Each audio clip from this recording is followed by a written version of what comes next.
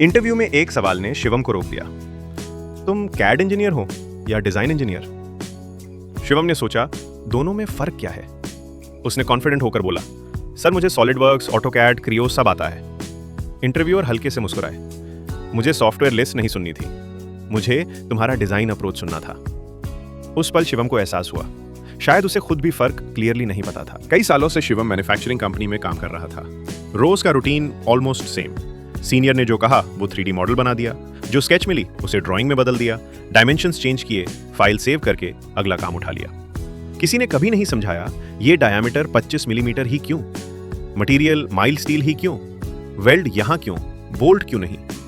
सच्चाई ये थी, शिवम कैड तो चला रहा था पर डिजाइन के पीछे की सोच उसमें ऑलमोस्ट मिसिंग थी। फिर एक प्रोजेक्ट आया जिसमें मशीन का एक पार्ट प्रोडक्शन में बार बार फेल हो रहा था। शिवम ने खुद ही उस पार्ट की ड्राइंग बनाई थी, फिर भी शॉप फ्लोर से कंप्लेंट आती रही।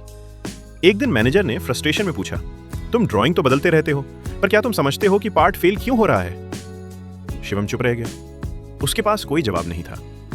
उस दिन उसे पहली बार स्ट्रांगली लगा, मैं सिर्फ बटन दबा रहा हूं, डिजाइनर नहीं बन पाया। उसी रात शिवम ने डिसाइड किया, अब नए कमांड्स नहीं, नई सोच सीखनी है।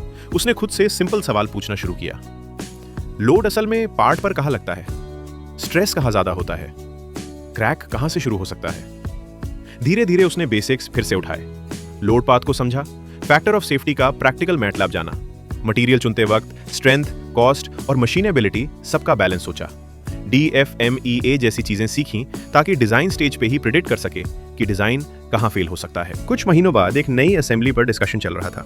पहले वाला शिवम होता तो चुपचाप मॉडल बनाना शुरू कर देता, लेकिन इस बार शिवम ने खुद बोला, सर अगर हम ये माउंटिंग ब्रैकेट का शेप थोड़ा बदलें तो स्ट्रेस कॉन्सेंट्रेशन कम हो जाएगा, असेंबली टाइम भी घटेगा और वेल्डिंग कॉस्ट भी बच जाएगी। उसने छोटी कैलकुलेशन और 2 से 3 बेहतर ऑप्शंस भी दिखाए। सीनियर थोड़ा सरप्राइज्ड हुए और मुस्कुराकर पूछा, शिवम ये सोच तुमने कब डेवलप की? शिवम ने शांति से कहा, जब मैंने तय किया कि मुझे सिर्फ कैड नहीं चलाना, मुझे डिजाइन इंजीनियर की तरह सोचना सीखना है। कैड इंजीनियर सॉफ्टवेयर चलाता है, click, drag, dimension, save. Design engineer problem को समझता है, लोड, स्ट्रेस, कॉस्ट, फेलियर सबको बैलेंस करके सोल्यूशन देता है। कैड कोई भी सीख सकता है, इसलिए सिर्फ कैड चलाने वाला आसानी से रिप्लेस हो सकता है, पर जो डिजाइन सोचना सीखता है वो कंपनी के लिए वैल्यू क्रिएट करता है। आज मीटिंग्स में शिवम चुप नहीं बैठता, वो सॉल्यूशंस देता है। सोच के देखो, तुम अभी कैड चला रहे हो या डिजाइन इंजीनियर की तरह सोचना शुरू कर चुके हो।